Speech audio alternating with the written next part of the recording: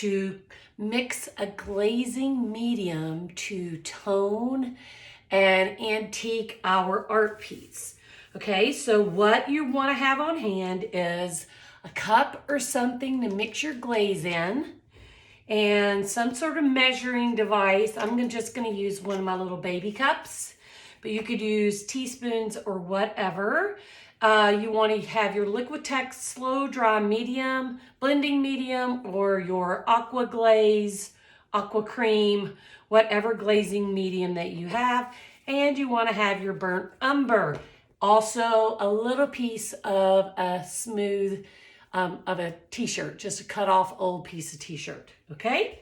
So the first thing we're gonna do is I am going to pour 1 ounce of glaze into my cup. So I'm gonna measure an ounce. Where is the ounce line? Hang on, I gotta be able to find it. There it is. 1 ounce. Now that's probably a lot of glaze for this particular piece, but we're gonna mix it anyway and then save anything left over for the next project we need to use glaze for. Okay, so I'm gonna get a little scraper and scrape out all of that glaze. Okay. So this is how we're gonna mix our antiquing medium. Okay, so now we have about 1 ounce of glazed medium in our cup. And now we're going to mix in, I'm going to put in a little bit at a time. I'm gonna mix a teaspoon at a time until I get it where I want it. So I'm gonna mark the 1 teaspoon line. We'll start with 1 teaspoon of color and then see how much we need. Okay, so 1 ounce. Let me take that little tip off. Yuck. 1 ounce of the burnt umber. Hang on.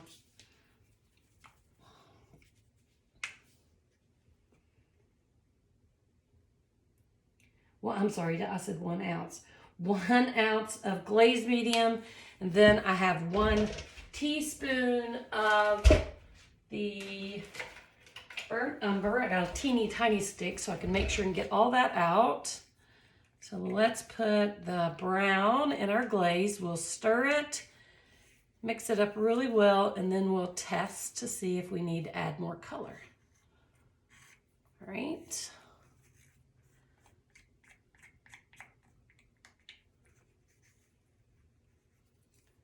Scrape it all out.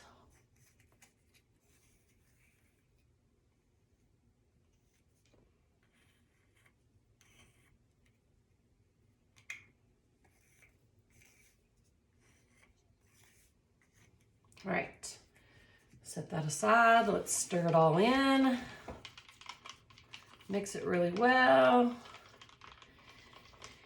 And see what we have.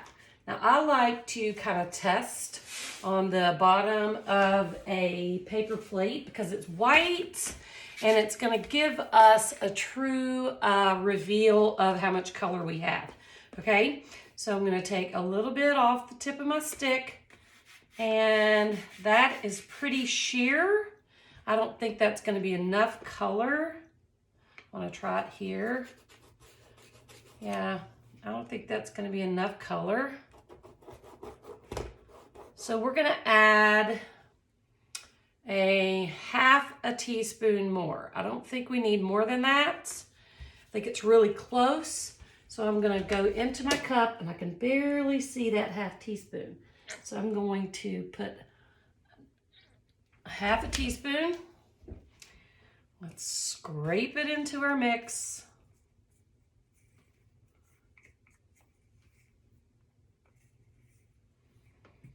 I didn't put quite all of that in there. I want to check it first. I did. I just didn't scrape all the goodies. So let's try that. See, a little bit on your finger. And you can see how that has more color. And I think we're going to go with that. Okay. So 1 ounce of glazing medium and let me find my little blip. 1.5 teaspoons of your color, which is the burnt umber. Okay, so now what we're gonna do is apply our mix to our piece. Okay, so I want to tell you this. If you are slow, or if you are new and have never done this before, or if you are using something besides aqua cream or glazing medium and worried about your application, I'm going to encourage you to work in sections. I'm going to work in sections just to show you, okay? I'm going to do, the first section I'm going to do is and I'm actually going to tape off just to kind of help guide you. I'm going to tape off the bottom section of my piece right here. And I'm going to do just this. So you're going to just get that color on in your brick area. Get all down in those goodies. Now don't try to go slow and like paint and really go slow and paint this on, because your time to remove and blend this is limited, okay? So you notice I'm just kind of scrubbing it in with my chip brush, getting that color on. I'm not being slow and methodical. That's what you want. You want to just get it on as fast as you can. Try not to get any on that door right now. Just get it on, blend it in. We're going to go all the way up. Scrub it in, all that texture. All that great texture we have. Scrub it in. All those divots. You don't want hardly any of that white to show, okay? You want to get it in all those crevices. Let's see.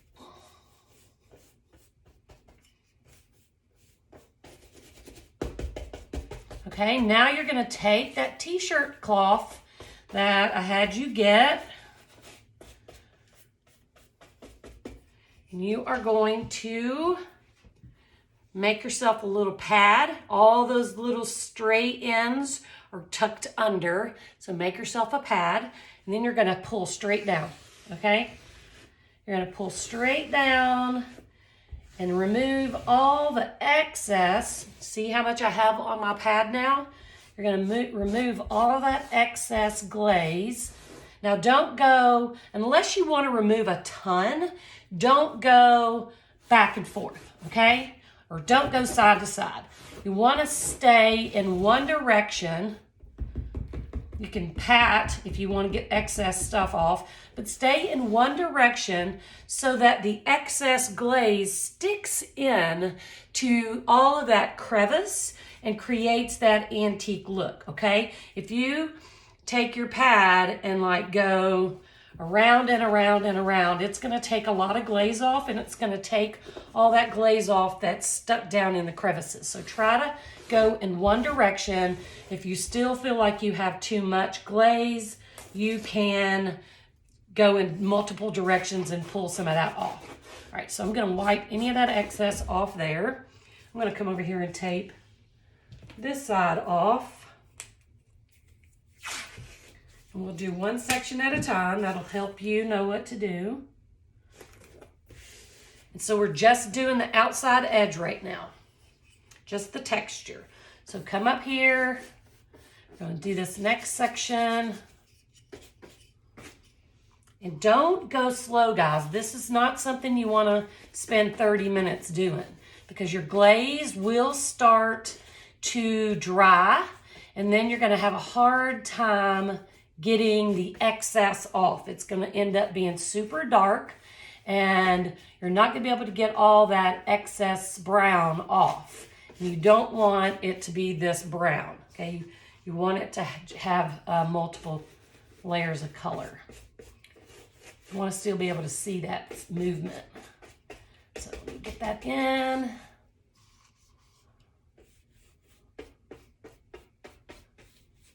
Get it all in those crevices and the highs and lows. All right, so we're gonna take our pad again, find a nice clean spot, tuck all your edges under, and we're gonna do the same thing. Pull down, pull down, pull down.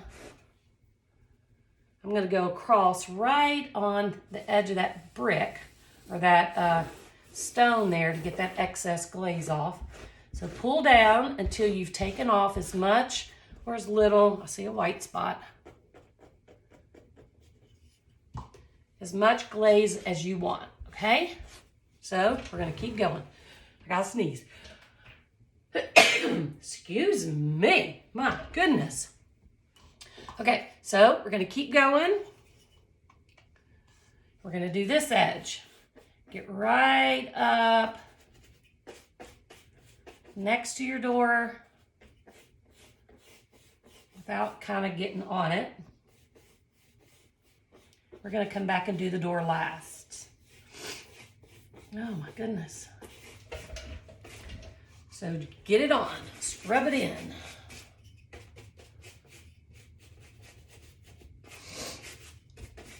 I gotta stand up. I can't hardly reach and it's making my arm hurt.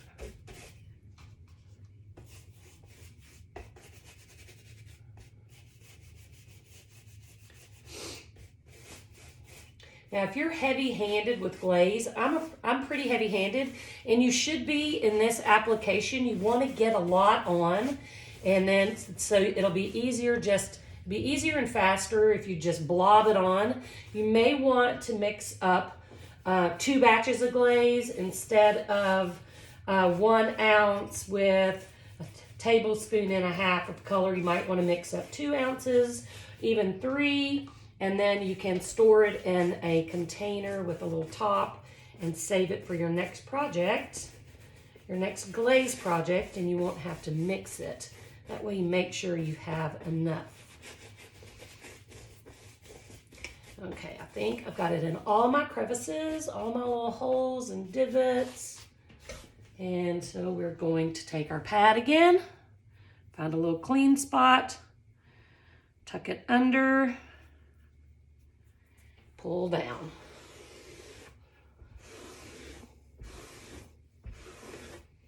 I need to pull up right there because it's pooling.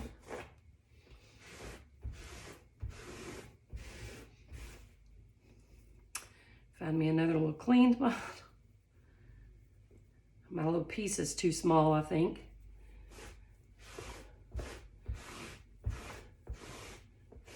Now there's a lot of texture on this side, so I'm going to go up as well just to kind of pull some of that off, some of the glaze, because there's so much texture on this side that it's really grabby. So I'm going to make sure I get it to match that side.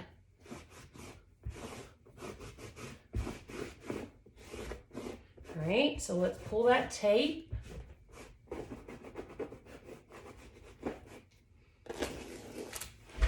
Now we're going to, I'm just going to stick this here just lightly just to kind of mask that from me getting excess glaze on that side. And I think I think I'm going to do the door. I'm going to do the door next. I'm anxious to see what it's going to look like, so we're just going to scrub it into the door as well.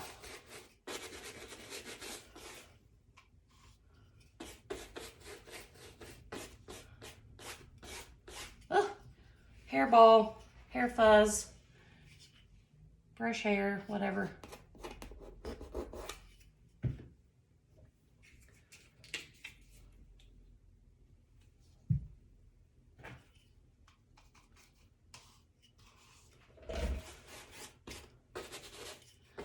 So just get it on, scrub it in. Don't go slow because if you go slow, it's gonna start to dry. And you're gonna have a hard time pulling it off. Can't stress that enough. This is not something you wanna be taking your time and like being real painterly and trying to get it on perfect. Just get it on, scrub it all in.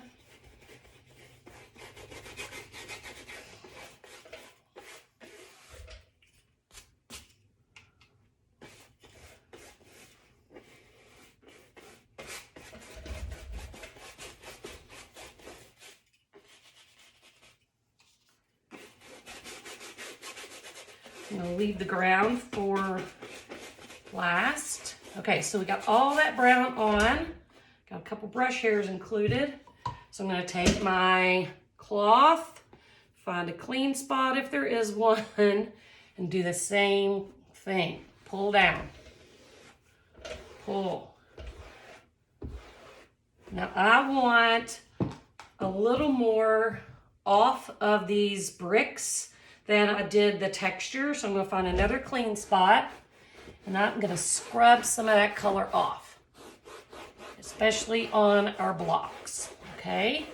So I'm gonna scrub off till I get it the way I want it. How much color you like is up to you.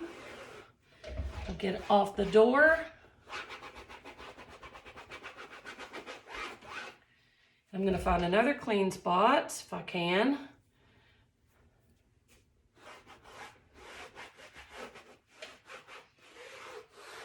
And I'm just gonna kind of scrub around because I don't want it to have vertical lines. I want it to kind of have some irregularity. So I'm gonna just kind of pat and scrub around. And I think that is good. All right, so let's do the bottom and then we'll be done. 1 second.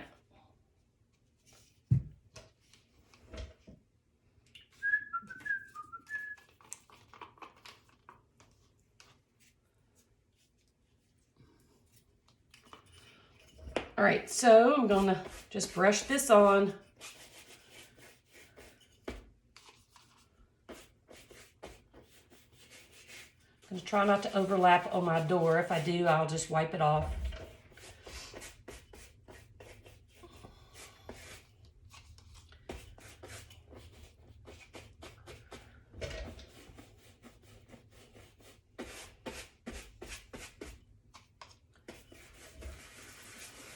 So I'm gonna pull, this is a smoother application of plaster on this bottom section. So I'm going to pull off a good bit of that because I want it to be a different color than what's on top, okay? So I want it to be substantially different. I'm gonna have to get a new piece of cloth. I'm gonna make sure I don't have anything on my door area. Then I'm gonna pull in the direction of my plaster, which means I'm gonna pull left to right. Okay, so I'm going to pull that off and see the difference in how it looks. I've about used this piece of t-shirt up. So go back and forth a little. Make sure you don't leave any like obvious lines. You can come in and just kind of pat it to break up any lines that you make from pulling. Oh my goodness, I love that so much. Let's do this side. Really starting to look great. So let's get it on here. We're almost there. I'm gonna get right on the edge. Make sure I don't leave anything white.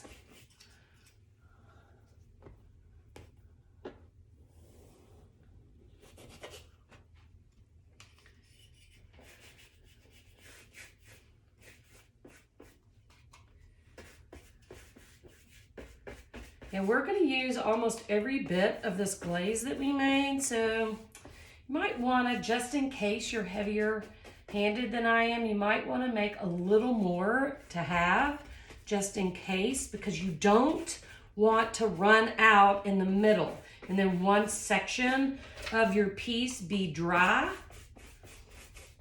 while you're trying to mix glaze, because then it's going to create a little bit of a dark line and a little bit of a mess. Okay, so you don't want to start and stop when you're glazing, okay? Because it's translucent color and it's one layer, but if you dry, if you let a section dry and then come back and add another section and you overlap a layer on something that's already had glaze, it's going to create a darker line and it's going to be very obvious. So mix up a little more glaze than I did. Go ahead and mix up 2 ounces of glaze and 3 tablespoons of color. If that's what you like, if you want it to be a little lighter, use a little less color. And I'm gonna get my cloth, trying to make it last. It's really pushing it to the edge. So you're gonna go left to right again, pull off excess.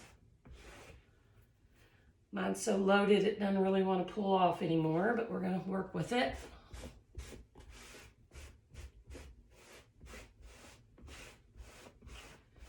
Left to right, because I want a little more off than normal. Get that excess off the door. I need a new cloth, hang on.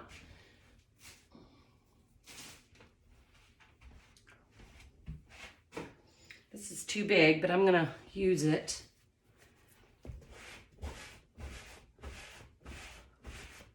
Now, you can pat out any little lines that you made.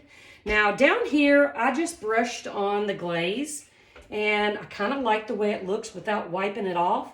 I may just take a smidge and just lightly rub a little of it off, but I'm pretty pleased with how that looks. And oh my goodness, guys, this is fantastical.